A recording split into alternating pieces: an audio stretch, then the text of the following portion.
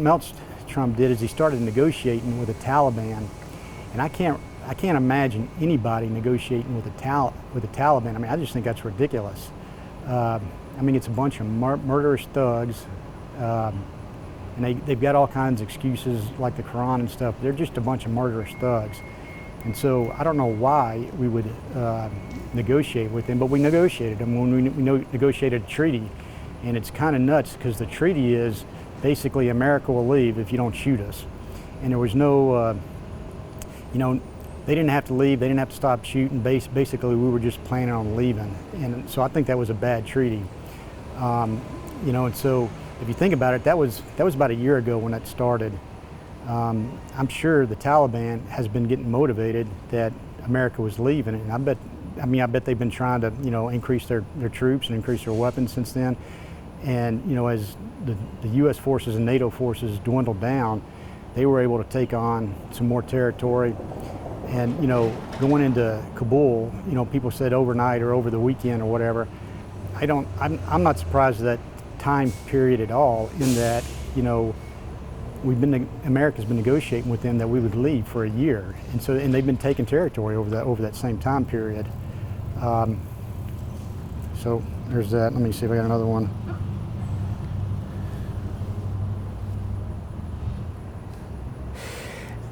When I watch the news, one similarity between Vietnam, and I don't think there's a lot of similarities between Vietnam and Afghanistan, but there's one similarity that's important, and it's unfortunate, and it's the will of the people. The will of the people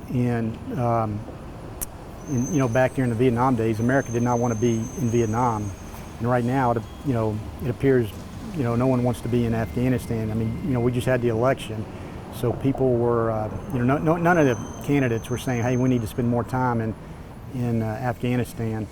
But that's one important similarity, and it's unfortunate, but that's actually one of the more important points to your story. It may not sound like it, but I think that's one of the main reasons why Biden wants out of there. I was talking about the drugs. Sometimes I wonder if the Taliban is really a religious, organization, if you will. Sometimes I think they're more of a drug organization that just hides itself as a drug organization. With the amount of poppy that they grow in Afghanistan,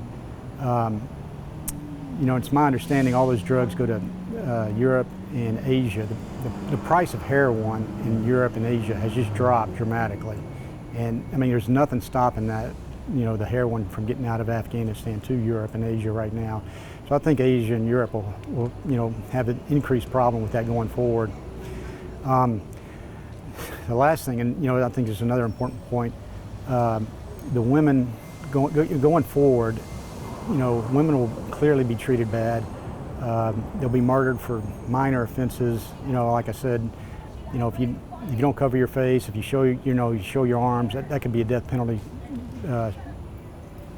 crime, if you will. And in the 90s, when they were there, we didn't have social media. I'm confident going forward, some of these crimes will be on social media. Now, the main social media platforms won't allow violence on there. But there's email, and you can see the effects. All the social media platforms will let you see the effects of violence.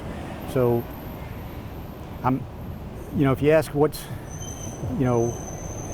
do I feel about us leaving Afghanistan, I'm kind of frustrated because Afghanistan is not ready to be left alone.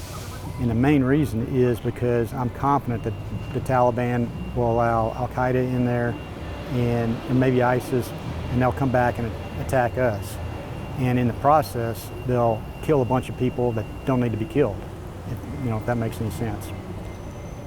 I've talked a lot. Do you have any other questions? No, I think you covered everything. If there's anything additional that you want to say, I mean, the floor is yours.